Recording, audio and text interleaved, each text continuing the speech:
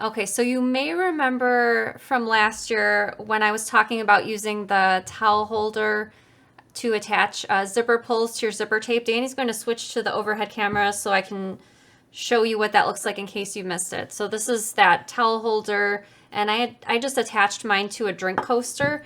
And what this does is it holds your zipper pulls so that you can attach the zipper tape. So this still works fantastic. Definitely, I'm not replacing it because it doesn't work, but I am replacing it at least in my sewing room with this actual zipper jig meant for zipper pull. So this is actually an actual sewing notion that I came upon recently, and I really like it because it has a little slot. Let's see if I can, there you go. You can probably see the little slot on the left says number 3 and the slot on the right says number 5. It'll also fit number 4.5 zipper pulls, but I like this because, well, it's got like a little pad on the bottom. It is rather lightweight, but I found it was great because it wasn't exactly moving around on me when I was trying to attach the zipper pulls. So I thought I would demonstrate both the two sizes of zipper pulls. I've got my number 3 over here, so I'm just going to go ahead and put it in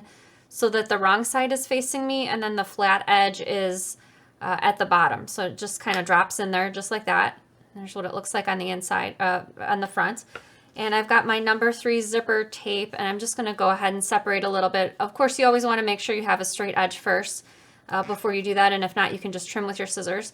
And I've got the wrong side of the zipper tape face up. Here's the right side face down.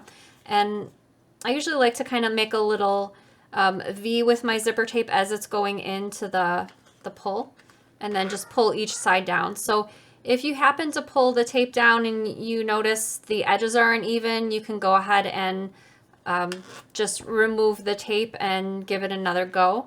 And the nice thing about the zipper tape is also you can attach opposing pulls, which I've demonstrated in past videos, but I'll do it really quick for the number 3 zipper. So to attach opposing pulls, I'm just going to go ahead and take this off, add a second pull, and then it's going to go in the opposite direction. So you want the two curved edges touching each other and the flat edges away from each other. Thanks, Danny.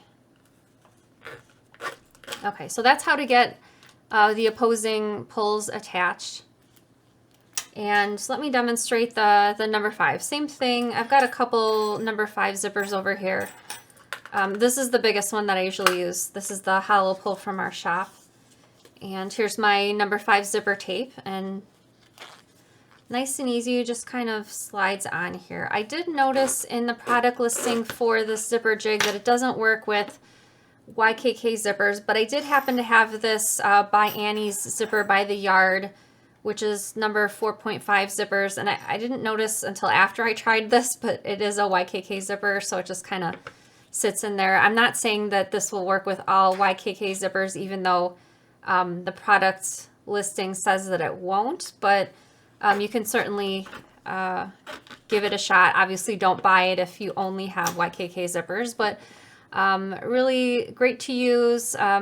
Nice thing if you don't currently have a zipper jig in your sewing room, nice thing to have. Of course, the forks, which I've demonstrated in the past, the forks work as well, but link to this tool is in the description in case you're interested in finding out more about that zipper jig. So I have a question for you.